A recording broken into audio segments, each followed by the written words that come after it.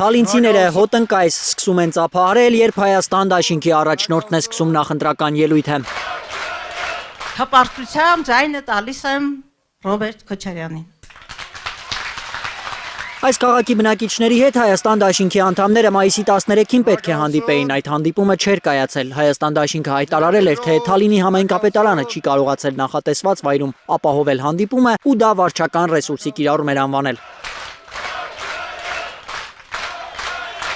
Երկրորդ նախագահը իրեն ջերմ ողջունող թալինցիներին լսելուց ոգևորվում է, խոստանում թալինցիները կարճ ժամանակ հետո անվտանգ ու մրցունակ երկրում են ապրելու։ Ապտակենք դրանց հունիսի 7-ին, ալ ելք ուղղակի մենք չունենք, որովհետև վտանգված է Հայաստանի Հանրապետությունը։ Երկիրն ու ժողովրդի դիմադրողականությունը թույլատնելու համար ջանք չի խնայում գործող իշխանությունը, ասում է Հայաստան դաշինքի առաջնորդը։ Իմ տպավորությամբ սա մի ծրագիր է, որը իրականացնում է ազգի ամենից մեծ դավաճանը մեր ընդհանուր պատմության մեջ։ Ազգի ամենամեծ դավաճան է անվանում Ռոբերտ Քոչարյանը եկեղեցու վրա հարձակվողին, հայ ժողովրդի ինքնության դեմ կռիվ սկսածին։ 5 տարի առաջ որևէ մեկի մտքով անցնում էր, որ Հայաստանում իշխանությունը կարող է ուղղակի հարձակվել եկեղեցու վրա։ Ոչ։ Որևէ մեկի մտքով անցնում էր, որ մեր ինքնության դեմ կարող է լինի այսպիսի հարձակում, որ Արարատը հնարավոր է կռվածնել Արագացի հետ։ Երևի ոչ մեկի մտքով չէր անցնում, ճիշտ է։ Եկեղեցու ու ինքնության վրա հարձակումների նախանշանները հիշում է Ռոբերտ Քոչարյանը։ 5 տարի առաջ փակվեց Սփյուռքի նախարարությունը։ Այն ժամանակ չենք մտածել, որ սա ինչի համար է սարվում։ Հիմա մենք տեսնում ենք, անում են ամեն ինչ Սփյուռքը Հայաստանից օտարելու համար։ Փակել են գյուղնախարարությունը։ Եվ տեսնում ենք ինչ է կատարվում գյուղական վայրերով։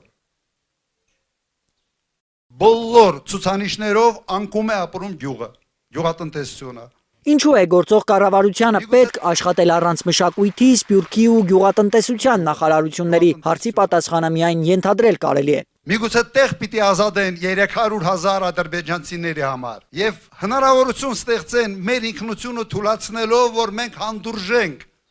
այդ մարդկանց տեղափոխում Հայաստանի Հանրապետություն։ Պարզ ընտրության առաջ է կանգնած հայ ժողովուրդը, ասում է Հայաստան դաշինքի անդամ Իշխան Սաղաթելյանը։ Մի կողմում կանգնած են երկիրը հանձնողները,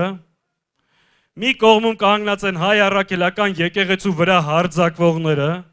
մի կողմում կանգնած են նրանք, ովքեր ասում են քվյարկեք մեզ, գնանք Հայաստանից նոր տարածքներ հանձնենք,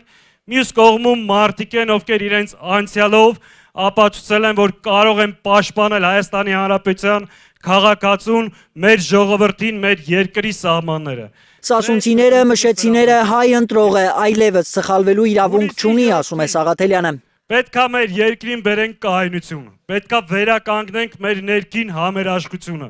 Այս ժողովրդի պառակտումը, ատելությունը, Նիկոլը որ սերմանել այս ժողովրդի մեջ, այս իրավիճակի է հասցրել։ Պետք է այս մաքրենք եւ վերջնականապես վերականգնենք։ Հայաստան դաշինքի ընտրարշավը շարունակ թափ է առնում, արձանագրում է Իշխան Սաղաթելյանը։ Մինչ այս եղած բոլոր հանդիպումներն ամրապնդել են Հայաստան դաշինքի համոզմունքը, որ միասնաբար ամեն ինչ հնարավոր է։ Թեև թիկուն կանգնենք,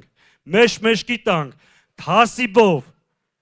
հային վայել կերպով, այս խեղճ վիճակից դուրս գանք ու ստեղծենք մրցունակ ու անվտանգ Հայաստան։ Համաձայն եք, պատրաստ եք, ուրեմն հունիսի 7-ին համար 17-ին։